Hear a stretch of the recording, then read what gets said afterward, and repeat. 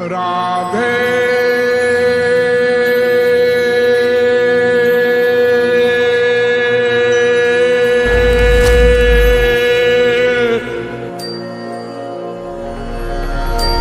मैं कौन, मेरा कौन।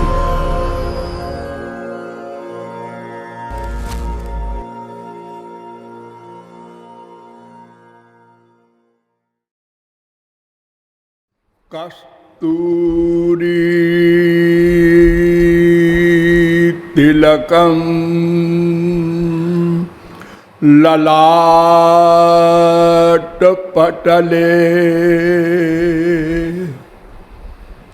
वक्षस्थले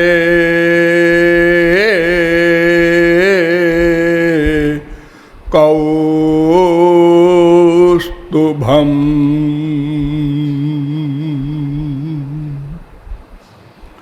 नासाग्रे वरमौक्तिकं करतले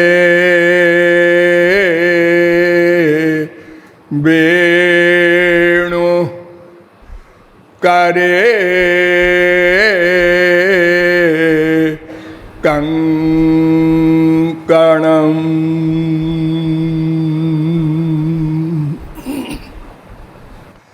सर्वांगे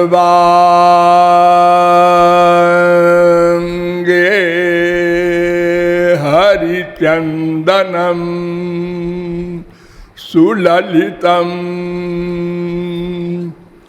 कंठे च मुक्तावली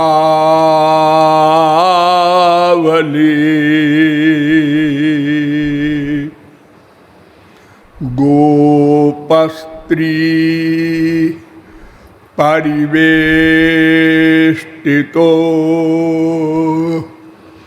विजयते गोपाल चूड़ामणि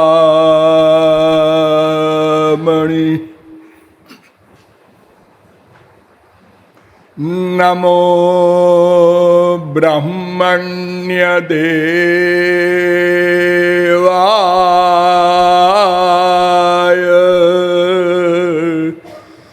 गो ब्राह्मण हिताय च जगद्धिताय कृष्णाय गोविंदाय नमो नमः।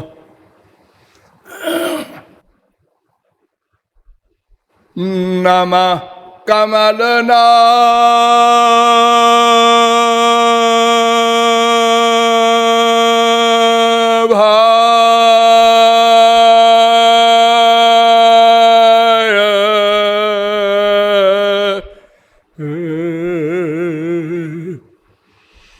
नमः कमलमालिने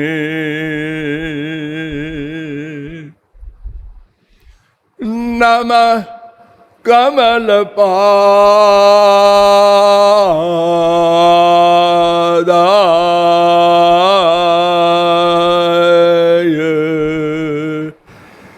नमस्ते कमलेक्षण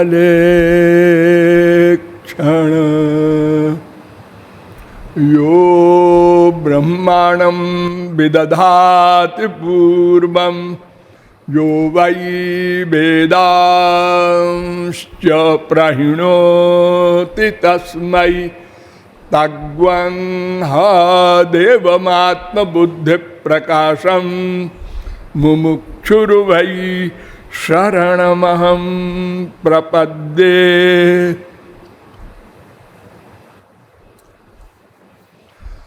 अनंत सौंदर्य माधुर्य सौशील्य सौकुमार्य सुधा सिंधु बलबंधु भक्ति रस जिज्ञासु जीवात्माओं।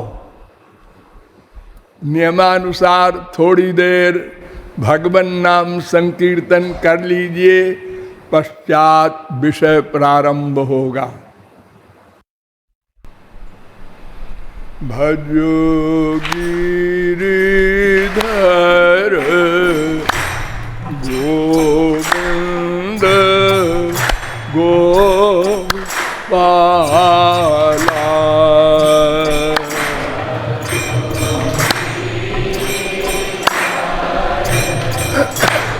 भजो गिरिधर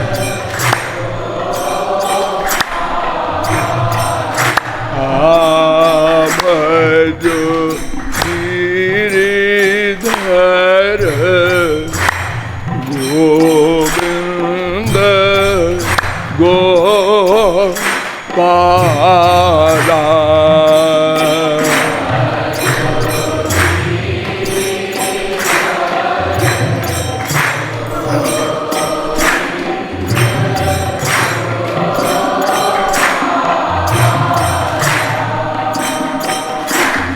भजो गिरिधर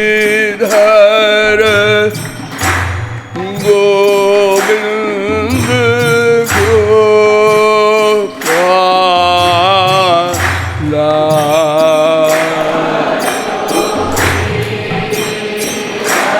गोपाला। भजो गिरिधर गोविंद गोपाला।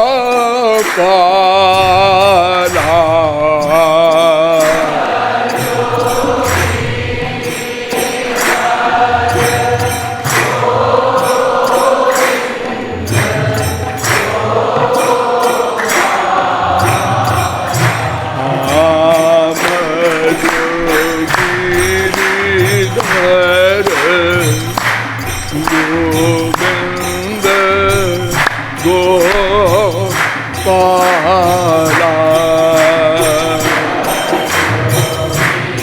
राधे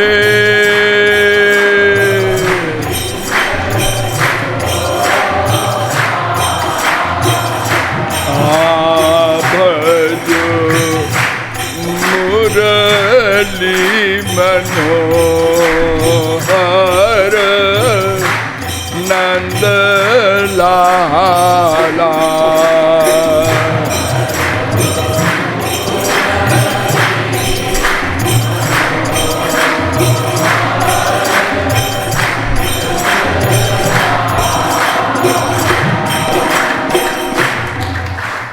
बोलिए वृंदावन बिहारी लाल की।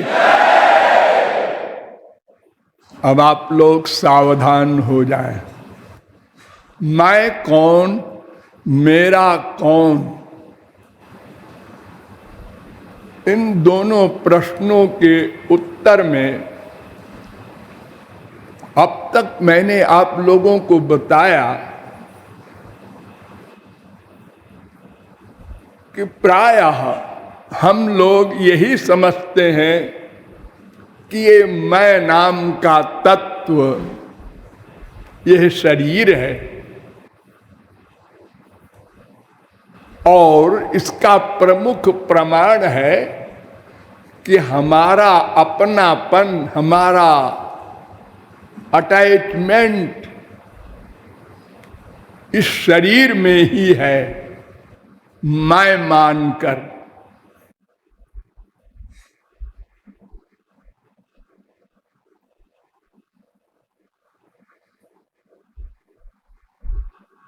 एक बार उद्धव ने भगवान श्री कृष्ण से प्रश्न किया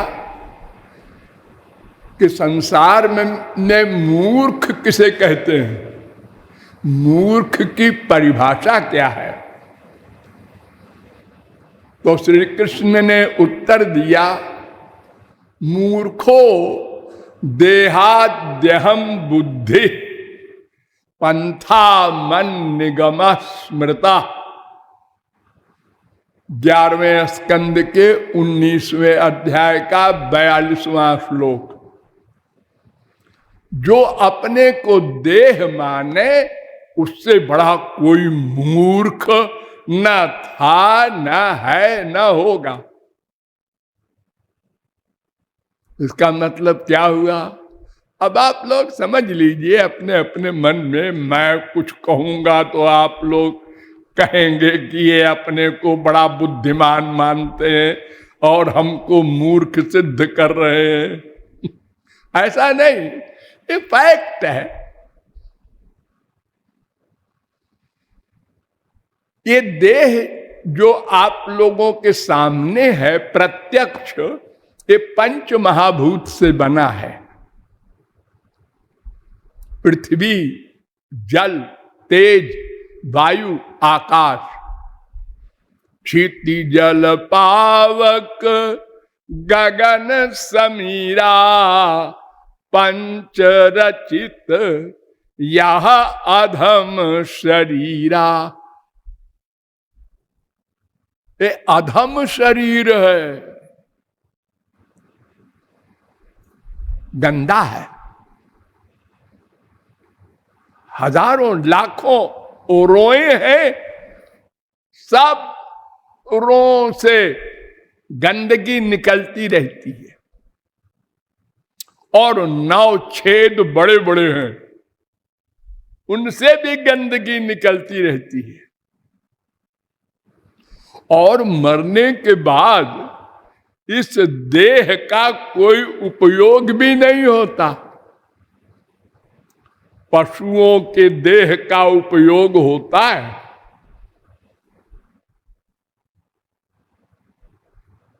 इसलिए इसको अधम कहते हैं। लेकिन वेद कहता है यचेदशकद बोधुम प्राक शरीरस्य विश्रसः तथा सर्गेषु लोकेषु शरीरत्वाय कल्पते। अरे मनुष्यो, ये मानव देह देव दुर्लभ है, बड़ा मूल्यवान है। केवल मानव देह से हम ये जान सकते हैं मैं कौन हूं, मेरा कौन है।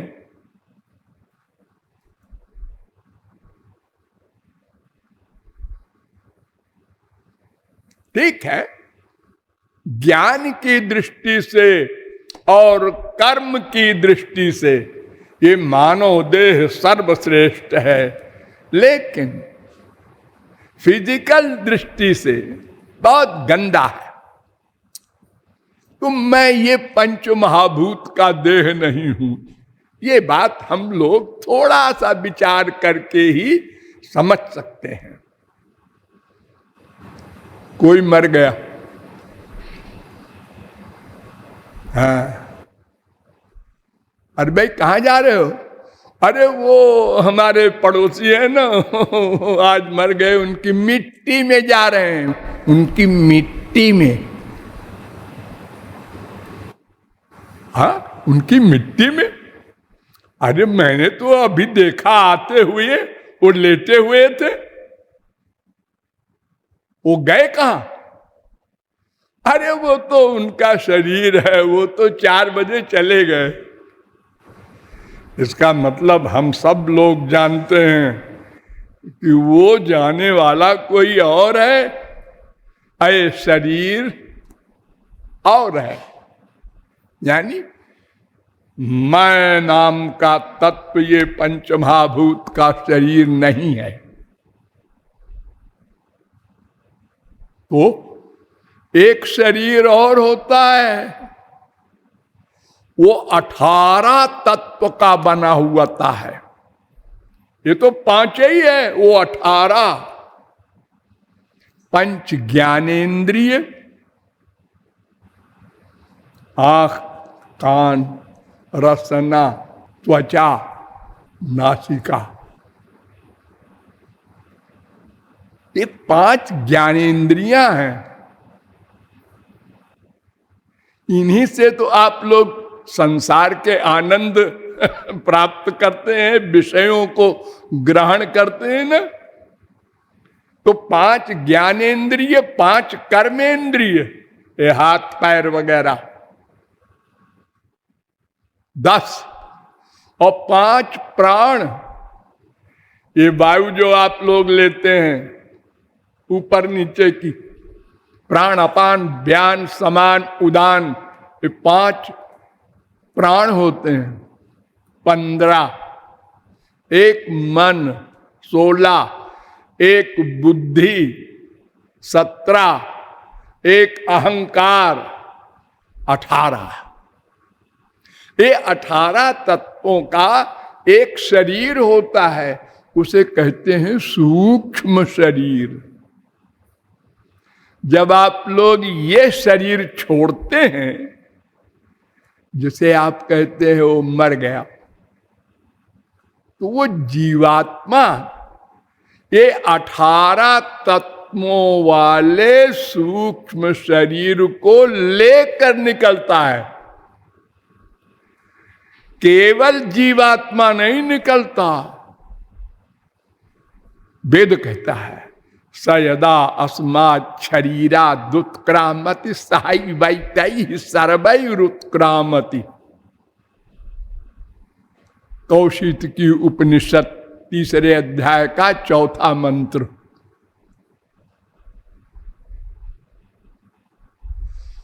तो क्या हम सूक्ष्म शरीर हैं? नहीं, वो भी नहीं है। क्यों? जब महाप्रलय होता है तो ये सूक्ष्म शरीर भी नहीं जाता साथ में जीवात्मा के। एक शरीर और होता है, उसे कहते हैं कारण शरीर। वो कैसे बना है? वो वासनात्मक शरीर होता है। वासना, इच्छाएं जो होती हैं आपकी ना,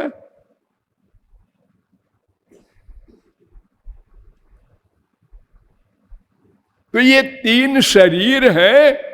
ये तीनों शरीर हम नहीं हैं, ये तीनों हमारे शरीर हैं। हमारा स्थूल शरीर, हमारा सूक्ष्म शरीर, हमारा कारण शरीर। ये तीनों शरीर जब समाप्त हो जाए तब उसको मोक्ष मिलता है। यही बंधन है। और सबसे बड़ा खतरनाक है कारण शरीर। क्यों? अनंत जन्मों के पाप पुण्य संचित कर्म जिसे कहते हैं, वो सब इसी में रहते हैं।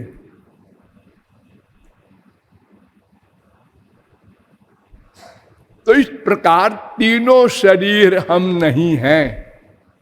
इसके अलावा जो कुछ बचा वो है हम, जीव।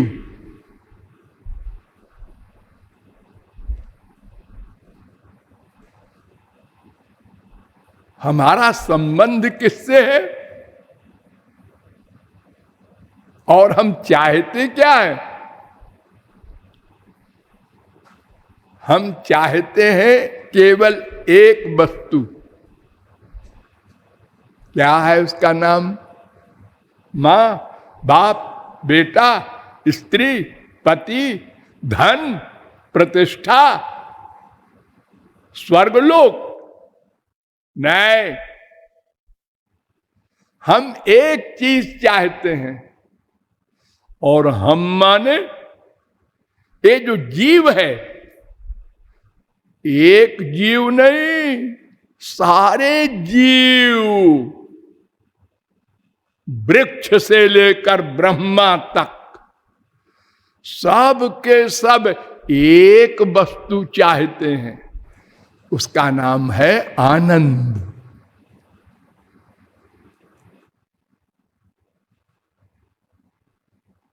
भगवान को माने न माने, मैं को माने न माने, संसार को माने न माने, ये तीन प्रकार के सिद्धांत हैं।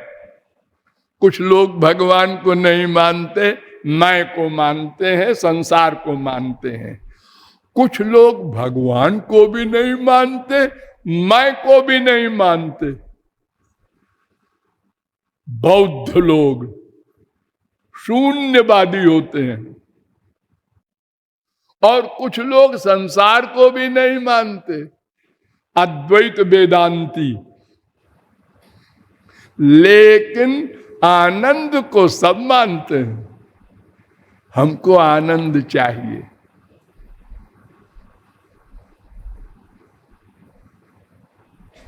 प्रत्येक क्षण आनंद के लिए ही प्रत्येक जीव प्रयत्नशील है। ध्यान दो, प्रत्येक क्षण सोते जागते, उठते बैठते, खाते पीते, हंसते रोते। क्यों हंस रहे हो? आनंद के लिए। क्यों रो रहे हो? आनंद के लिए। क्यों बैठे हो? आनंद के लिए। खड़े क्यों हो गए? अरे बड़ी देर से बैठे थे, आनंद के लिए। क्या कर रहे हो? सो रहे हैं। क्यों? आनंद के लिए। अब क्या कर रहे हो? जाग रहे हैं। क्यों? अरे सोते सोते 8 घंटे हो गए, आनंद के लिए। भगवान को गाली देते हो? हाँ, क्यों?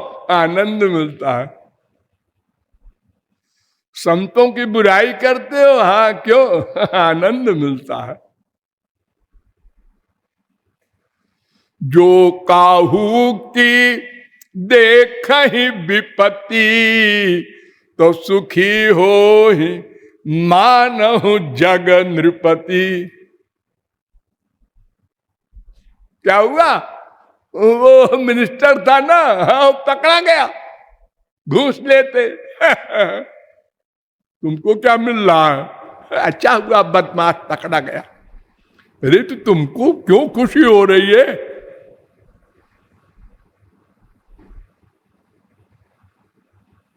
हर व्यक्ति हर समय आनंद चाहता है।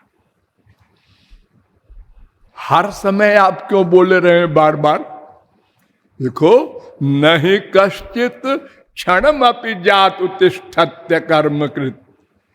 कोई जीव एक क्षण को बिना कुछ किए नहीं रह सकता, अकर्मा नहीं रह सकता। गीता 3:5।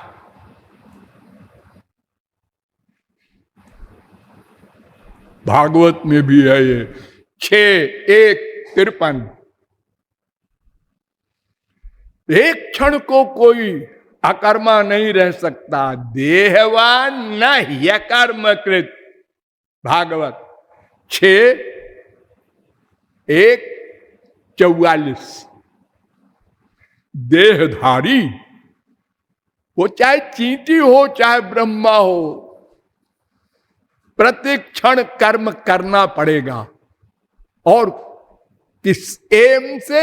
एक उद्देश्य, आनंद। क्रिया अलग अलग है। हमको धन चाहिए, क्यों? उससे सामान आएगा सब। क्या करोगे सामान? उससे आनंद मिलेगा। आनंद क्यों चाहते हो? चुप। किसी के पास कोई जवाब नहीं। बुला लो बृहस्पति को, बतावे क्यों आनंद चाहता है। हम तो बस चाहते हैं। अरे हम जब पैदा हुए वहीं हमने चिल्ला कर कहा आनंद चाहिए, आनंद। ये पैदा होने में जो कष्ट हुआ वो नहीं चाहिए। रोने लगा और रो कर उस कष्ट को निकाल रहा है बच्चा, और मां खुश हो रही है जिंदा है, रो रहा है। और अगर नहीं रोया तो मां ने कहा मर गया, ये मरा हुआ पैदा हुआ है, अब मां रोएगी।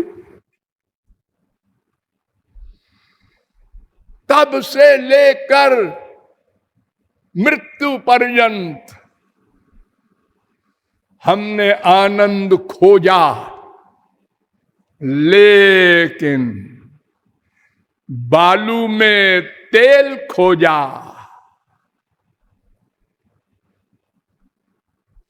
पानी में मक्खन खोजा, गलत जगह खोजा। माइक जगत में आनंद खोजा, खूब मिला जगत जब से पैदा हुए।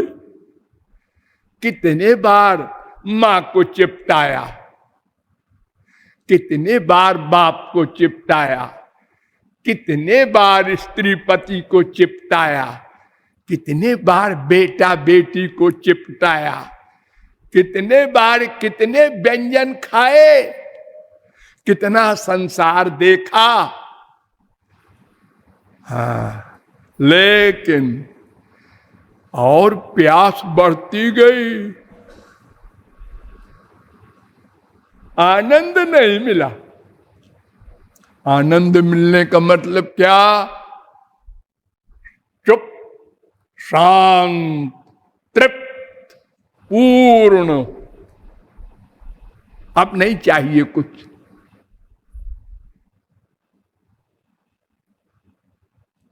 देखो, मक्खन होता है, हाँ, इसको जब टेम्परेचर दो तो बोलता है, उसमें पानी होता है ना, इसलिए बोलता है बड़े जोर से। जो जो पकता जाता है, पानी जलता जाता है, त्यों त्यों गंभीर होती जाती है आवाज। फिर पट पट पट पट पट, चुप। क्यों? पक गया, अब घी बन गया, अब नहीं बोलेगा, परिपूर्ण हो गया, अपने लक्ष्य पर पहुंच गया। आप एक घड़े को कुएं में डुबोइए, तालाब में डुबोइए, भक भक भक भक भक भर गया, चुप, अब नहीं बोलेगा।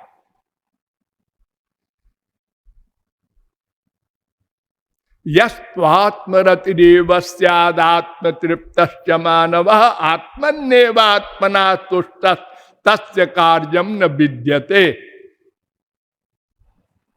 अब वो कृत कृत्य हो गया, कृत कृत्य, करना कर चुका, भगवत प्राप्ति हो गई। हाँ, अब करना कर चुका, अब कुछ नहीं करना है।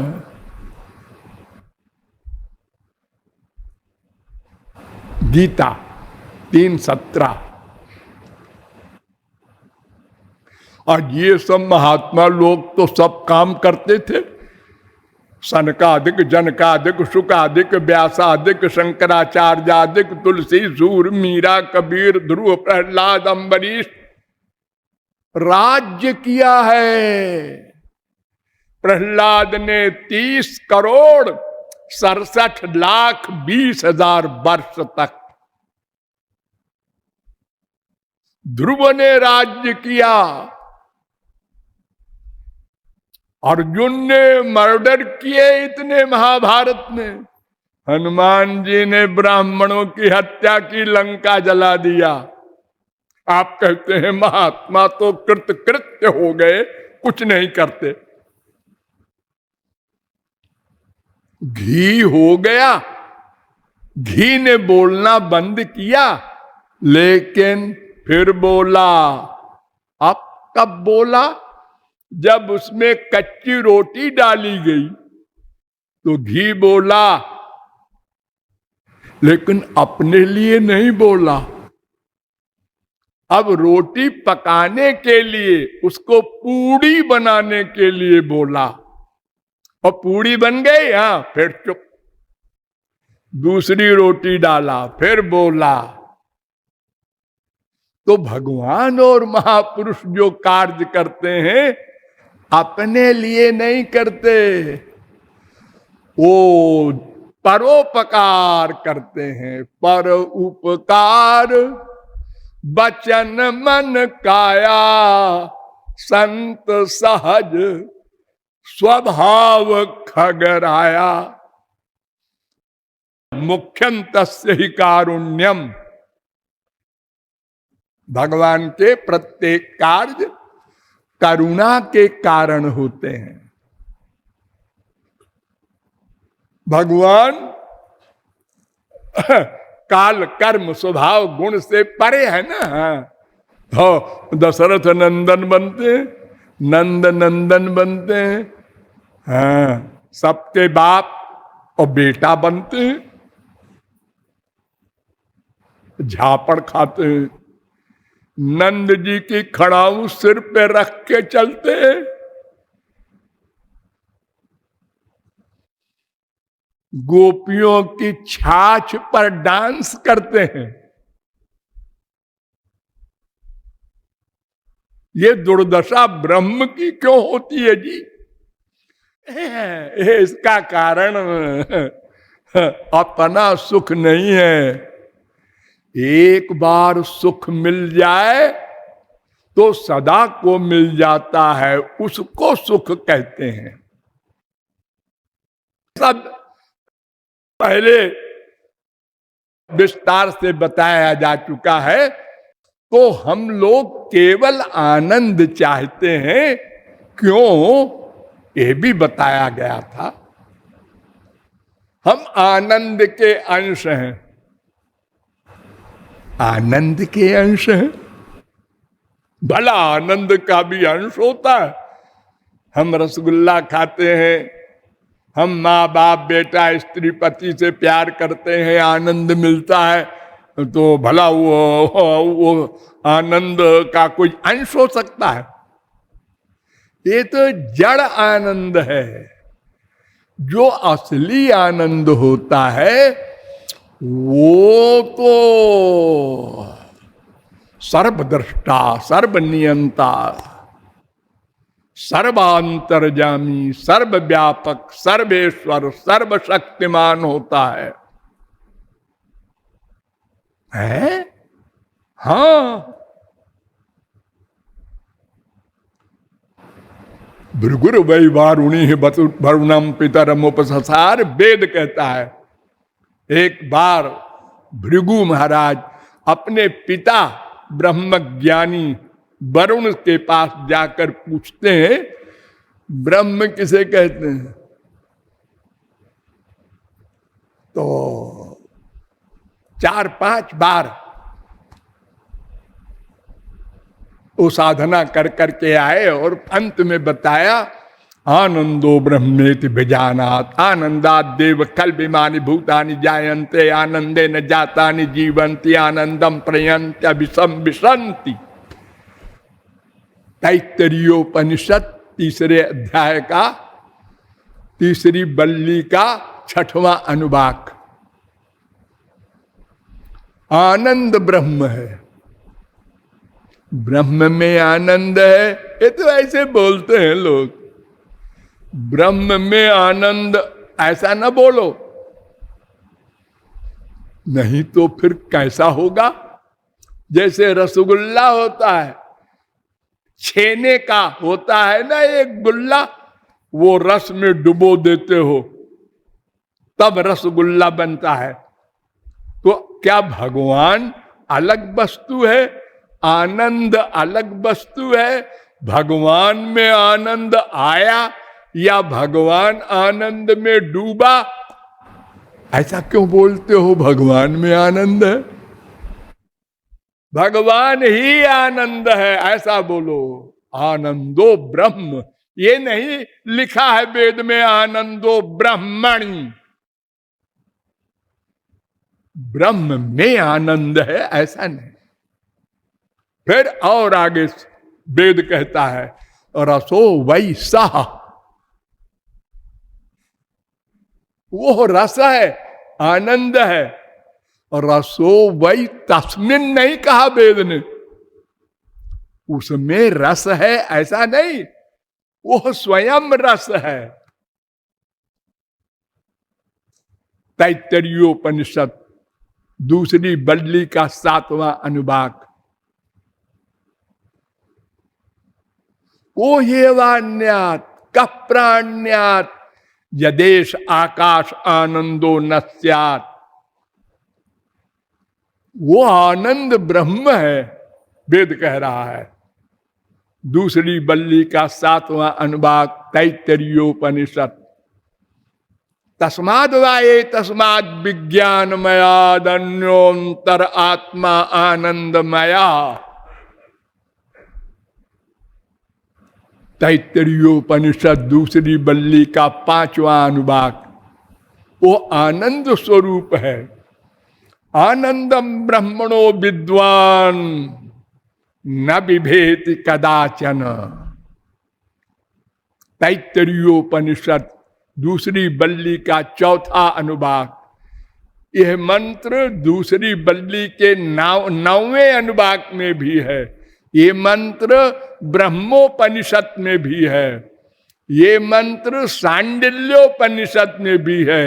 दूसरी बल्ली दूसरे अध्याय का पहला मंत्र।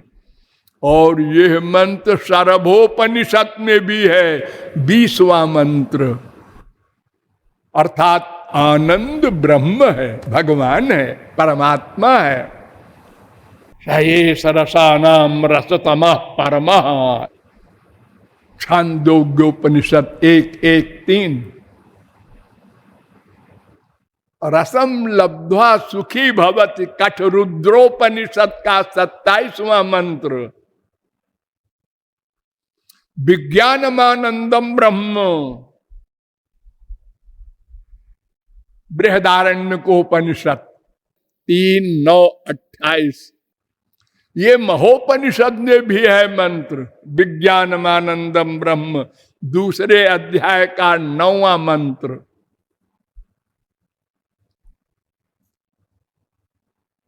अरे वेद को छोड़ो, राम भागवत को लो।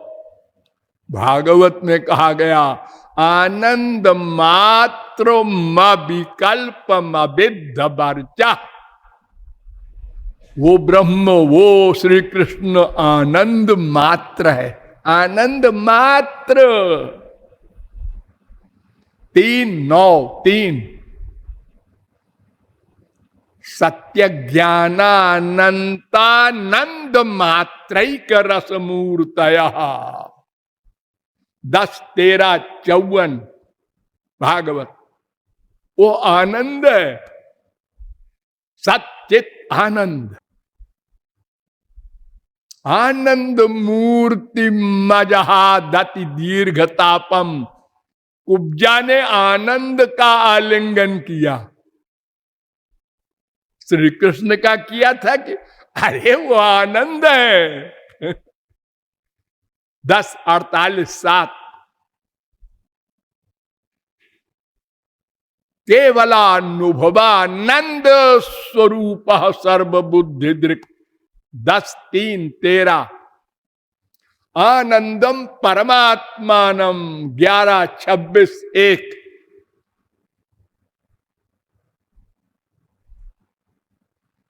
ब्रह्म संहिता भी कहती है आनंद चिन्मय सदुज्वल विग्रहस्य गोविंदमादि पुरुषम तमहम भजामि। ये ब्रह्मा का वाक्य है। सच्चिदानंद विग्रह 5:1। और वो दूसरा वाला 5:32। ये तमाम शास्त्र वेद कह रहे हैं कि भगवान का एक नाम है आनंद, हम उसके अंश हैं। पादोस्य विश्वाभूतानि त्रिपादस्यामृतं दिवि, पुरुष सूक्त का तीसरा मंत्र। ये मंत्र छांदोग्योपनिषद में भी है, 3, 12, 6। ये त्रिपाद विभूति नारायणोपनिषद में भी मंत्र है, 4, 1। अर्थात जितने भूत हैं, जीव हैं, ये मेरे अंश हैं। स्वकृत पूरे स्वमी स्वबहिरंतर संवरणम तव पुरुषम बदंत्यखिल शक्ति धृतोंश कृतम। 10, 87, 20 वेद स्तुति है भागवत में। वेद कह रहे हैं सब जीव महाराज आपके अंश हैं। ममैवांशो जीवलोके जीवभूतः सनातनः, 15:7 गीता। सनातन अंश है सब जीव मेरे।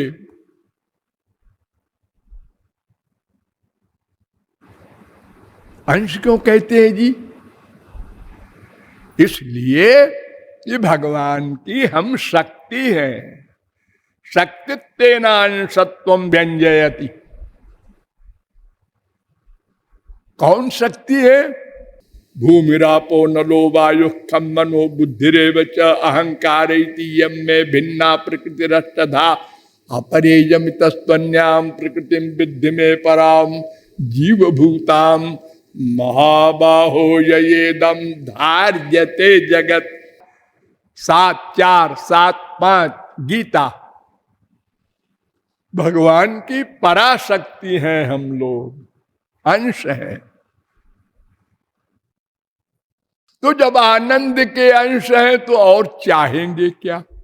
गधे की अकल से समझो। हम लोग क्यों आनंद चाहते हैं? आनंद के अंश है, इसलिए चाहना पड़ेगा। कोई करोड़ों कल्प प्रयत्न करे कि हम दुख चाहे, इम्पॉसिबल। आनंद के अंश हो तुमको आनंद ही चाहना पड़ेगा। और एक क्षण को तुम बिना कर्म किए नहीं रह सकते, इसलिए प्रत्येक क्षण आनंद के लिए ही सोचना पड़ेगा, कर्म करना पड़ेगा। Planning practice, planning practice. और क्योंकि प्रत्येक जीव अनादि है, अनंत जन्म बीत चुके, इसलिए अनंत जन्मों से हम उसी एक आनंद प्राप्ति के लिए प्रत्येक क्षण प्रयत्न करते चले आ रहे हैं। लेकिन अद्यावधि आनंद का लवलेश भी नहीं मिला, लवलेश। सुखाय कर्माणि करोति लोको न तैः सुखम वान्यदुपारमं वा विन्देत भूयस् ततएव दुखम। और दुख मिल रहा है उससे। करते तो हम सुख के लिए है सब कर्म, मिलता है और दुख। अकेले थे जब हम पैदा हुए, कोई फिक्र नहीं। भूख लगी रो दिया, माँ आवे दूध पिलावे। ठंड लगी रो दिया, पेट में दर्द रो दिया। न कहीं और अटैचमेंट, न कोई बीमारी। और बड़े हुए, ये माँ है, ये पापा है।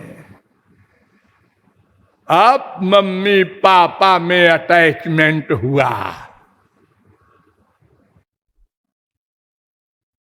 बीमारी लगी। मम्मी को कोई मुसीबत आई, रोने लगा बच्चा। तू क्यों रो रहा है? ये अटैचमेंट हो गया उसको मम्मी से। स्वार्थ हल होता है ना। और बार बार बताया मम्मी ने, मैं तेरी मम्मी हूं, मैं तेरी मम्मी हूं। और आगे बढ़े, मैम साहब आ गई एक, अब क्या बात है, और अटैचमेंट हो गया। अब और बच्चे कच्चे 1 2 3 4 हुए और बढ़ता गया अटैचमेंट। अब बच्चों के बच्चे हो गए और नाती पोते बड़े विभोर हैं। बूढ़े महाराज, देखो कितना बड़ा परिवार है। एक का एक्सीडेंट हुआ। हाँ, क्या हुआ? वो नाती का एक्सीडेंट हो गया। अरे कहाँ हो गया, कहाँ होगा? अरे आपका नहीं हुआ है, आप क्यों परेशान हो रहे हैं? अरे यार मेरा नाती है। अब नाती भी, पोते भी, दामाद भी, सब जगह सबका दुख। अब अपना तो है ही है। आज ये बीमारी है, कल ये बीमारी है, काम क्रोध लोभ मोह वो अलग है। ये देखो, हम तो जब पैदा हुए तब इतने थोड़ी सी लिमिट में थे, अब तो दुख बढ़ता गया। बड़े हो गए और पैसा वैसा हो गया, 50 गाड़ी हो गई, 50 कोठी हो गई। हाँ, एक गाड़ी का एक्सीडेंट हो गया, उसका ड्राइवर भाग गया, उसका ये हो गया, उसका पागल नहीं हो गया, लेकिन डिप्रेशन तो हो ही गया। हम नींद की गोली खा के सोता है वो खरबपति। ये हाल है हम लोगों का। तो हमने ये जो मैं कौन और मेरा कौन का समाधान नहीं किया, उसका ये सब परिणाम है। तदर्थ वेदों शास्त्रों में गए, उन्होंने कहा तुम जिसके अंश हो उसको जानो, उसको प्राप्त करो। जैसे नदी समुद्र में पूर्ण हो जाती है, ऐसे ही तुम पूर्ण हो जाओगे। लेकिन भगवान इंद्रिय मन बुद्धि से परे है। फिर भगवान ने कहा हो, मैं जिस पर कृपा कर देता हूं वो मुझे पा सकता है। उस कृपा की शर्त भी आपको बताई गई, कर्म ज्ञान, लेकिन वो भी आपको आनंद नहीं दे सके दोनों मार्ग। फिर भक्ति की शरण में आए। एक भक्ति बची है, उसी से काम बनेगा। और उस भक्ति की अधिकारित्व के बारे में कल आपको बताया गया कि भक्ति के 7 अधिकारी हैं। कोई भी हो, उस संबंध में कल मैंने आपको अंत में बताया था कि भगवान से जानकर प्यार करे या अनजाने में प्यार कर ले। अनजाने में प्यार, हाँ, बड़ा सुंदर लड़का है, लट्टू हो गया मन उस पर, या वो हमारा बेटा है अथवा हमारा बाप है, किसी रिश्ते से ज्ञात्वा ज्ञात्वाथ ये वैमाम यावान यश्चास्मि यादृशः, मैं क्या हूं ये बिना जाने भी अगर कोई मुझसे प्यार कर ले, मन का ये जबान से बोले तुम्हें माता च पिता तुम्हें, ये नहीं चलेगा। मन का प्यार, तो वो मेरा भक्त है, मैं उसको गोलोक दूंगा। जो जान के प्यार किया उसको भी गोलोक दूंगा, जो बिना जाने किया उसको भी। 11-11-33 इसी विषय में मैंने आपको बताया था कि सबसे बड़ी एग्जाम्पल है गोपियां। सुखदेव परमहंस ने अपने शिष्य परीक्षित से कहा कि तमेव परमात्मानं जार बुद्ध्या संगता जहुर्गुणमयम देहम सद्य प्रक्षीण बंधना। 10:29-11 जार बुद्धि से, अर्थात घर में पति है, चोरी चोरी दूसरे पुरुष से प्यार करे, उसको जार कहते हैं।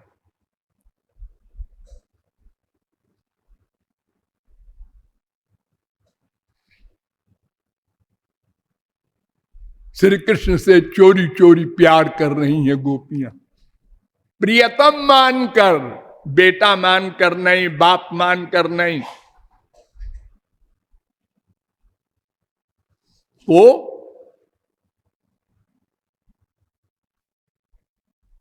माथा ठनका परीक्षित का, राजा था ना वो पहले। उन्होंने कहा गुरुजी मैं एक प्रश्न करूं? हाँ हाँ बोलो। कृष्णम विदु परं कांतम न तु ब्रह्मतया मुने गुण प्रवाहो परमस्तासाम गुण धियाम कथम। 10:29-12 ये गोपियां श्री कृष्ण को भगवान नहीं जानती थी और घर में पति भी था, और ये गलत काम किया उन्होंने, वो कैसे तर गई?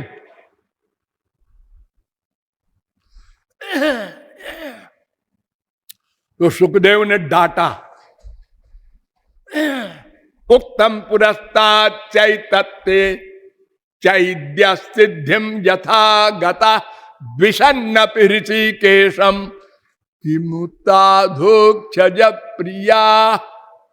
अरे मूर्ख, मैंने अभी पहले बताया था ना कि शिशुपाल भगवान के लोग तो गया 100 गाली देने वाला।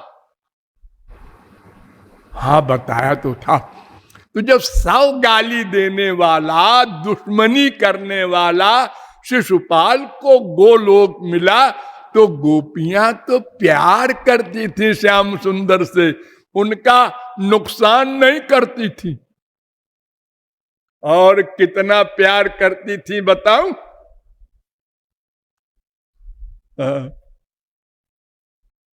यत्ते सुजात चरणाम्बुरुहं स्तनेषु भीता शनै प्रियदधीमहि कर्कशेषु तेनाटवी मठसि तद्व्यथते न किंस्वित् कूर्पाद्भिर्भ्रमति धीर भवदायुषाम। 10:31-19 भागवत। जब विरह में बहुत जलने वाली अवस्था हो जाती थी गोपियों की, तो श्री कृष्ण के चरण के निचले हिस्से को अपनी छाती से लगाती थी। ध्यान दो, चरण के निचले हिस्से को तो धीरे से लगाती थी कि मेरे स्तन श्याम सुंदर के कोमल चरण में चुभ न जाए। कोई सोच सकता है ऐसा प्रेम? ये संसारी स्त्री पति का प्रेम जिसका अनुभव है आप लोगों को, अरे माँ बेटे का इधर लो। एक बच्चा खो गया है 4 दिन से, माँ रो रही है, बच्चा मिल गया, अरे पप्पू, जोर से चिपटा लेती है अपने सुख के लिए। बच्चा छटपटा जाता है, वो मुलायम है, लेकिन माँ भूल गई कि धीरे से चिपटाना चाहिए इस बच्चे को, छोटा है, अपने सुख के लिए जोर से चिपटा लेती है। स्त्री पति तो चिपटाते ही है, वो तो दोनों मजबूत है, ठीक है, अपने सुख के लिए। और गोपियां श्याम सुंदर का सुख चाहती हैं, जिनके चिपटाने में अनंत आनंद है। ये गधों और चुड़ैलों के चिपटाने में क्या आनंद कितना है, वो ब्रह्मानंद भी जहां निछावर है वहां भी धीरे से चिपटाती है। तो गधे, उन गोपियों के बारे में तू डाउट करता है कि क्यों चली गई गोलोक? सुन, कामम क्रोधम भयम स्नेह मैक्यम सौहार्दमेव च नित्यम हरौ विदधतो यान्ति तन्मयताम हिते। काम भाव से, क्रोध भाव से, भय से, स्नेह से, दुश्मनी से, किसी भी भाव से मन का अटैचमेंट भगवान में हो जाए, उसको भगवान का लाभ मिलेगा। जैसा मैंने कल बताया था, जान के अमृत पियो या अनजाने में पियो, अमर हो जाओगे। जान के जहर पियो या अनजाने में कोई पिला दे, मरोगे। जान करके कोई सती होने जाए उसको भी जलाएगी आग, और किसी को पकड़ के अग्नि के कुंड में डाल दो उसको भी जलाएगी। नारद जी ने युधिष्ठिर से कहा था, ध्यान दो, तस्माद वैरानुबंधेन निर्वैरेण भयेन वा स्नेहात कामेन वा जुंज्यात कथंचिन्ने क्षते पृथक। 7:1-25 भागवत। चाहे बैर से मन का अटैचमेंट हो जाए और चाहे निर्वैरेण बिना बैर के, और चाहे भय से, कंस का भय से अटैचमेंट हो गया था। आसीन संविशतिष्ठन् भुंजान पर्यटन महीम चिंतयानो ऋषिकेशो मपश्यत् तन्मयम् जगत। कंस का यह हाल हो गया, जो चीज उसके सामने आवे, अरे इसमें भी श्री कृष्ण है, अरे इसमें भी श्री कृष्ण है। खाना नहीं खा सके बेचारा, इसमें भी श्री कृष्ण बैठा है, मैं कैसे खाऊं? 10:2-24 भागवत। तो नारद जी ने कहा, कामाद द्वेषात भयात स्नेहात यथा भक्तेश्वरे मन आवेश तदघम हित्वा बहबस तदगतिम गता। काम भाव से, क्रोध भाव से, स्नेह से, भय से कैसे भी मन का अटैचमेंट हो जाए। और एग्जाम्पल भी दिया, 7:1-29 गोप्य कामाद भयात कंसो द्वेषात चैद्यादयो नृपा। काम भाव से गोपियां गोलोक गईं, उन गोपियों की चरण धूल ब्रह्मा शंकर उद्धव चाहते हैं। भय से कंस, शिशुपाल से दुश्मनी करने वाला शिशुपाल भी गोलोक गया।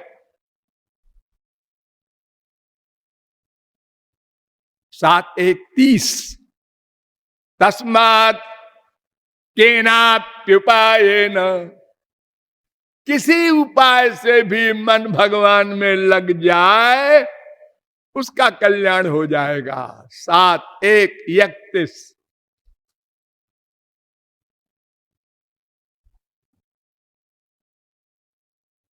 तो जानकर भगवान से प्यार करो या अनजाने में कर लो तो भी गोलोक जाओगे। इतने दयालु हैं श्याम सुंदर। उन्होंने सोचा है सब जीव हमको जानेंगे कैसे। अरे भाई, जानेंगे के लिए बुद्धि चाहिए भगवान वाली, वो तो है ही नहीं, तो फिर कैसे हमसे मिलेंगे? तो उन्होंने कहा देखो जी तुम बिना जाने ही हमसे प्यार कर लो, बेटा मान लो, झापड़ लगाओ, मैं मार खाने को तैयार हूं। गोप्या ददे त्वयि कृतागसिदाम तावत याते दशाश्रु कलिलांजन संभ्रमाक्षम वक्त्रम निनीय भय भावनया स्थितस्य सामे विमोहयति भीरपि जग विभेति। कुंती कहती है, हे श्री कृष्ण, जब तुमको उखल में बांध दिया मैया ने और पतला सा डंडा लेकर के हिला रही थी, आज मैं तुझको नहीं छोड़ूंगी, तेरी पिटाई करूंगी। उस समय आपका क्या हाल था, मैंने देखा था। क्या हाल था? वक्त्रम निनीय, मुंह नीचे, आंख से आंसू, शरीर कांप रहा है और कभी कभी डंडे की ओर देख लेते हैं कि अब पड़ा, अब पड़ा। जिसके डर से यमराज कांपता है, वेद कहता है भीषास्मात् बाता पबते भयादस्याग्निस्तपत भयात् तपति सूर्य भयादिन्द्रश्च वायुश्च मृत्युर्धावति पंचमः। 2-3 कठोपनिषद। अरे भागवत कहती है मद भयात बाति बातोयम सूर्यस्तपति मद भयात वर्षति इंद्रो दहत्यग्निर मृत्युश्चरति मद भयात। मेरे डर से यमराज कांपता है। वो एक बुढ़िया के पतले से डंडे के डर से ये हाल है उसका बुरा। मेरी तो बुद्धि खिन्न हो गई।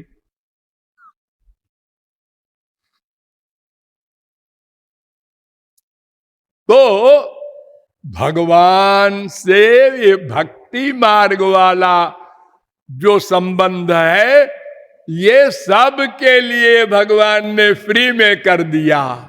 जानो न जानो, मुझसे प्यार कर लो बस। बाप मान के, बेटा मान के, प्रियतम मान के।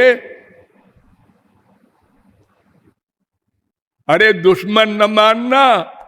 वो तो शिशुपाल में पावर थी और उस समय श्री कृष्ण थे।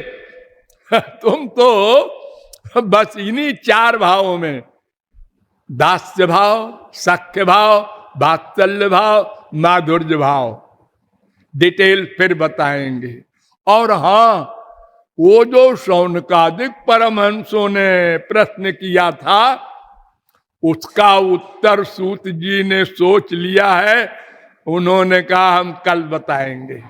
बोलिए लाडली लाल की।